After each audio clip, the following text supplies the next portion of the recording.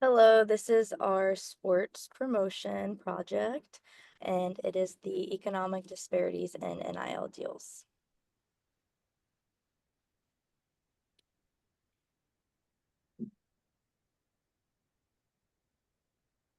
Just some introductions on who we are. My name is Courtney Corcoran. I'm a business management major, and I'm from Annapolis, Maryland. I'm Chloe Horton. I'm a sports management major and I'm from LaBelle, Florida. My name is Dalton Martin. I'm a business management major and I am in Tampa, Florida right now. All right, just kind of some background on what NIL really is. What it stands for is the name, image, and likeness. And this was a policy that the NCAA changed in 2021, making college athletes allowed to earn income from endorsements and sponsorships. That also allows them to profit from personal brand. And then I just kind of put a little graph of the timeline of the NIL policy change. We see October 2019, California passes landmark Fair Pay to Play Act. April 2020, NCAA Board of Governors supports NIL rule change. And then we finally see in that June 2021 it passed, and then also July 2021 it's fully developed. We can kind of see throughout this it's been an ongoing process and things talked about, and it's been around for a few years now, but it's constantly growing and having changes.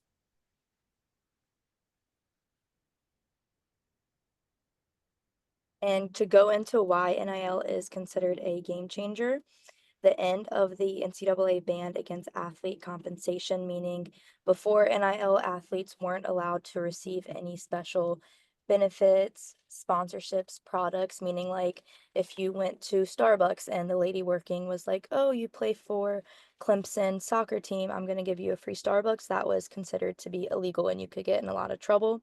And as we can see now, that has changed a lot from just getting Starbucks to millions of dollars for some athletes. And this is also good because it teaches athletes how to build a brand and profit of themselves. And then this is just kind of some quick stats you can look at. It shows the top earners in 2025, which was men's basketball and football, which we kind of know because that is the top college sports. All right, and now kind of talking about what the issue and concerns around NIL are because it is still a new thing and we're learning as we go. Not all athletes are giving the same NIL opportunities. There are gaps within gender, sports, and school size. There's concern for equity and fairness. Um, it's kind of discussed on who benefits the most, who's being left behind, why is this happening, and what can be done to fix it. So that's also what I'm going to talk about. And then moving on to top NIL learners, a lot of athletes who have a large following on social media are the ones that are currently dominating in the NIL game. As I said previously, the football and basketball have the highest earnings, and it's kind of turned into who's the most marketable, not just skilled. And I used Brandon as an example. He's on the basketball team.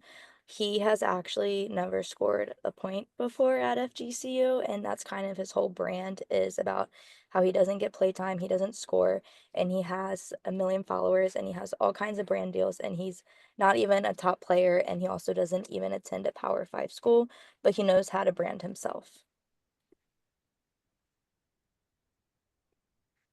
All right, and then this is just kind of a quick graph you can look over. It's the top 10 athletes that have the NIL deals. Some of these athletes currently aren't in college anymore, but it's just like overall, like you see Caleb Williams, we know he's in the NFL now, but when he was in college, he was making that much. And you see Arch Manning is kind of really killing it. We also saw he just transferred, and we can kind of assume that NIL plays a big role in that. And I wonder how much money he got offered to leave. All right, now talking about revenue, men's basketball and football are make up for about 80% of NIL deals, which is huge. And talking about non-revenue sports kind of go with track, swimming, and soccer. These are just sports that aren't fully funded and don't get as much attention. They aren't bringing in the big money to the school like men's basketball and football are, which when discussing NIL, you're going to keep hearing men's basketball and football because those are bringing in all the money and getting the most deals. And then favors athletes who already have advantages, kind of meaning if you are given the spotlight at a Power Five school, you're kind of just going to be given some deals. And then disparities in attention and funding may grow worse over time. All right, moving into gender gaps. This is kind of talking about the male versus female NIL disparities. We can see in this chart that men are really dominating and beating women. This is kind of, and this is in the thousands. So we see compared to the women aren't even making half of what top male athletes are making in college. All right, and now talking about schools, it really plays a big role in which school you are attending when discussing Power Five versus mid-major D1. I know I had talked about Brandon Dwyer, and we are a mid-major D1. He gets a lot of NIL just because of how he carries himself on social media, but our top players at FGCU are not making a lot of money at all compared to a person on a Power Five school. Let's use Penn State football for an example. They can have a player who is even redshirted their freshman year and not even touching the field, but be on a lot of NIL money and sponsorships. So it just shows like what your school has funding for and what they can provide. FGCU and most mid-major D1 schools, especially without football teams, are not fully funded programs, so they don't really have a lot of money to play around with, except occasionally some fundraisers, but it's not seen very often. And like this kind of says, local endorsements exist, but it doesn't even compare to Power Five. And then that kind of goes into how talent doesn't always equal opportunity. You can be the best player at a mid-major school and probably even better than some top players, just depending on how you got recruited, your size and whatnot, and not be given the same opportunities. And then this is just a little quote, an image you can kind of see the Power Five schools are in red, and then the little dots all around it are just like mid-majors, and it says at a mid-major school, it's tough to get noticed for NIL deals. And this isn't specifically quoted from anyone, but just me being in the sports world and knowing other people, like this is discussed a lot. All right, and then going into my last slide, just kind of talking about the athlete's perspective. A lot of athletes feel underrepresented, as I kind of talked about the comparison between mid-major schools and Power Five schools. Even this girl here goes to a Power Five school. We know Ohio is a very big school. Kind of looking into her, we see she is a women's basketball player. While women's basketball is the largest NIL deal for women's sports, still when compared to men, they are making significantly less than a male. And this girl kind of said, I'm just as talented, but nobody knows my name. And she plays basketball, so she can kind of compare herself to the big time names like Caitlin Clark and Angel Reese when they were in college, all the kind of money and funding that they were making. And this girl feels like she was just as good and could compete with them, but wasn't giving the same opportunities. And social media also, like we've been talking about, plays a major role into this. I personally know women's basketball, and I don't really know this girl. She's not super big on social media. I don't see her stuff. We also know on social media there's the Cavender twins who go to Miami University, and one of them I think didn't even play a lot, but they are getting huge fundings of money. And then just going to talk about another point with the Cavender twins I just mentioned. A few years ago, they had actually transferred to Miami, and there was a whole court case going on about them transferring illegally because it was suspected that Miami was giving them money, but it couldn't come out as they were being funded because back then the NIL deals had not been passed or changed, so they weren't allowed to a school wasn't allowed to contact them and be like, hey, we'll give you a certain amount of money for you to come and play for our school. So it had came out that they were getting money, but the rule had just been changed. So I don't believe they got in any trouble or anything, but those girls are also top earners as well. So causes of disparity within the media coverage of collegiate athletics, sports popularity, which is the media that tends to be more focused on high profile sports, for example, football and basketball. Um, Athletes in less televised or non-revenue sports may be just as talented, but they get less mainstream media exposure, so they have fewer big name NIL deals. Gender disparities, male athletes, especially football and basketball players, get more media attention, which leads to higher NIL deals. The school size and marketability. Athletes from Power Five schools benefit from a bigger and dominant media market and coverage compared to those at smaller schools. Athletes from big names like Alabama, USC, or Duke get more media coverage because these programs already have national platforms, and athletes at smaller schools or in lower divisions may struggle to get noticed, even if they're standout performers. Um, Media biases and stereotyping. Um, Athletes may be perceived by the public and potential sponsors, which may affect NIL deals. And the media often promotes specific narratives in hopes of getting more spotlight to certain athletes, which has no correspondence to their athletic abilities. Access to marketing and branding resources. Athletes that have access to marketing helps them generate more media coverage and the spotlight, which is often upheld by the university's existing successes, privileges, and support. Here it talks about most of the NIL opportunities and earnings that are concentrated among Division I athletes and top viewership sports. It talks about the Power Five, the Group Five, NCAA, which consists of D1, D2, and D3 athletics, and it shows that football and men's basketball obviously does way better than most of the other sports, especially women's basketball and a few other sports.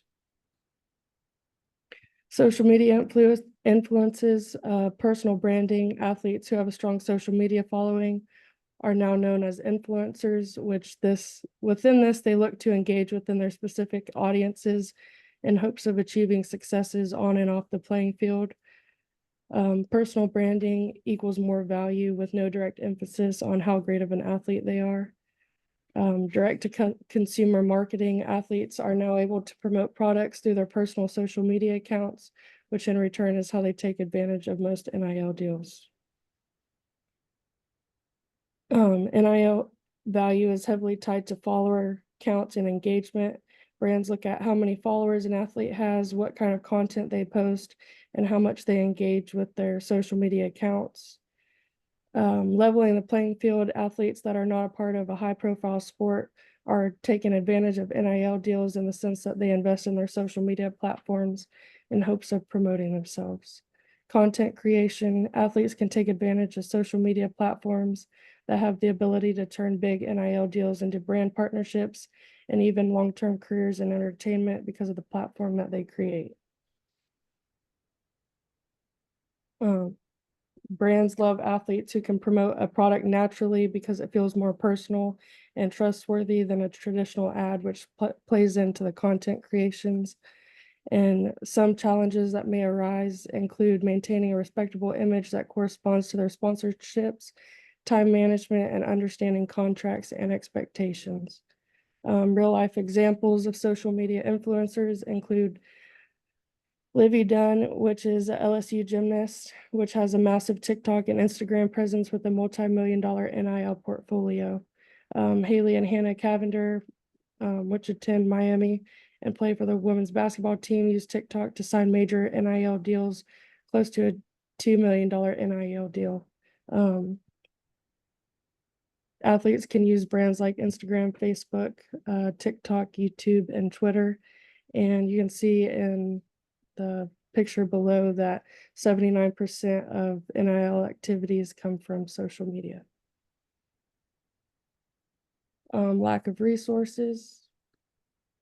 This includes legal and financial guidances, which many athletes don't have the guidance and understanding of contracts and how to protect their rights and how to negotiate fair deals throughout NIL endorsements. There has been some instances where athletes have signed away future earnings unknowingly. Within this, there should be financial educational classes that must be taken. Within this, athletes must fully understand how to value themselves, what's in a contract, and how taxes work. Marketing and branding help. Some athletes might not have access to personal branding or marketing help due to where they are attending school. For example, a smaller school. And unequal institutional support. Some major athletic departments and Power 5 schools have built. And NIL infrastructure, for example, in-house branding, support, connections, sponsors. And on the other hand, smaller schools may not be able to offer this institutional support. We only have 10 minutes, so do you want me to skip this? Do what you need. All right. Students are looking for resources related to both NIL and their futures. Most student athletes indicate a need for educational resources on tax and financial literacy, career planning, navigating name, image, and likeliness, and opportunities and professional opportunities in sports. So, NIL collectives. So, as we've been talking about throughout this entire presentation, NIL is name, image, and likeness. It's an opportunity that people can make money off of their own brand, their own image. Well, where did they get this money from is what many people might be asking. Typically, collectives are founded by alumni, school supporters, other people who are fans of colleges, wealthy people who are looking to invest into the athletes at that school to either propel the athletic program for that school or to help individual athletes that belong to a university or any other institution. These NIL collectives, which in this instance, a collective is simply a term of people gathered together in support of a specific objective. These collectives are typically operating through one-time payments or subscription services. Typically, we'll see it where very wealthy people who are looking to invest in a program will send millions of dollars in one go, get their name slapped onto a university, something like that. Or people who don't have as much money or are looking to be involved with the program for long term will go into a subscription service. So they'll be sending money to this program. Typically, it might end up to be the same amount as the one-time donations, but they continue being involved in the program, supporting them financially and supporting the athletes financially. And separate from universities, the NIL collectives are operating on their own. And while I said they might get their name slapped up on it and such like that, and they're looking to support that university, these are individuals who are not bound by the university. They do not have to send in this money by any force. They are not contractually obligated to do so. These are people who are looking to come together and support them through their own decisions and through their own financial abilities. Next one. My bad. Education. So as we've also mentioned throughout this presentation, many athletes have to be informed about this. We are currently informing everyone who's watching this presentation about NIL, and many of the donors also like to be informed about what really goes into NIL and what this means for the athletes. Whenever I put education here, I'm referring to how we can empower athletes to understand what NIL can do for them, how it can help them in the future, and how to avoid making mistakes so that they would waste this perfect opportunity to help boost their brand. As it says here, athletes promoting themselves through protecting their brand and seeking trustworthy advice. What we mean by that is that we want these athletes to be able to find people who may understand more than them. We seem to forget sometimes that a lot of these athletes are completely fresh out of high school and have no financial literacy to be able to help themselves. So education on NIL should be dedicated to providing them a safe space to understand how they can promote their brand, how they can promote it out to a larger audience, what to do with said money once they get it to promote themselves, and how to financially keep themselves responsible in continuing their lives and promoting their careers. As it says at the bottom, emphasis on balancing NIL pursuits with academics, mental health, and athletic performance. So When I say academics, again, these are people who are going to college. We're looking to make sure that they are able to understand that with this large amounts of money, they still need to attend college and that they can learn how to work with said money. Mental health. Many people can let wealth completely corrupt the person that they are or corrupt the people around them. It's very important that we understand that mental health is tied to how much money they can have at a certain time. These are very young people who need time to develop, and they need to have people they can trust so they can understand how to leverage their money to promote their brand while not corrupting who they are as a person or ruining themselves with their friends. And finally, athletic performances. There's one complaint people have about NIL. It's that they feel that, say, would somebody who's going to get paid $3 million to be the running back at Ohio State is going to want to go to ENC 1101 the next day and study for an exam. They have to understand that NIL comes with going to a university. It comes with promoting their brand, and they have to be able to keep their athletic performance just as important as their academics, as their mental health, and with their NIL deal. If they understand how all of those work together, then the NIL program will be very successful. Next one, please. So, NCAA policy changes. As many people know, many policies just in the United States at its own are able to change at a whim. Laws, they get adjusted. So, NCAA, once NIL was created in as recent as 2021, we've had a little bit of time to see what works, see what doesn't work, and what can be done to make it better. As I said, it was created in 2021. That's only about 4 years for all of these policies to have taken place and to see how it works. One of the major reasons that policy changes exist with NIL specifically, and this goes for a lot of other laws, is that every state has different rules and regulations. That means that Florida may have a specific rule that they want to work with student athletes that aren't allowed to communicate how much they make off of NIL, but California allows such a thing. Now, this discrepancy causes the NCAA to have to consider every single state's rulings whenever they make an overall ruling that the universities have to follow. At the bottom here, I provided a nice example of where on as recent as August 24th, 2024, student athletes who are in the NIL program must disclose any NIL deal that involves $600 or more. And while that changes depending on which sport we're working with, that is a significant number that affects all athletes. And as I said, it's not even a year ago that that rule was made. Other rules are looking to be made in the future. Again, they'll be bound by all state laws they have to work with. And as NIL continues to develop, we have to continue looking at how the policy changes and evolves for what's better for the athletes. Next one, please. As mentioned in Courtney's portion, equity in NIL is very important. Another portion that we mentioned in this class is equity in regards to financial understanding between all athletes, between males and females, between discrimination reasons. Equity is important. NIL is an extremely large financial opportunity for all college athletes. That means that we're going to have a lot of money being sent to people who believe that they deserve it, some who get money who don't deserve it. While we do not control where that money goes, it is within our best interest to make sure that everyone has equal exposure to be able to receive the money they believe is fair and that is actually fair to give out. As mentioned in here, a large initiative for fair opportunities exists within college. Many people believe that college campuses are more understanding of civil literacy and understanding of getting equity to everybody, but even then, that is not guaranteed. What equity in NIL really is looking for is to find ways to get this money to people who are deserving of it. These initiatives are looking to find ways to get these large swaths of money from these NIL collectives that we had mentioned and getting that money to people who might not have as good of an opportunity to get that money.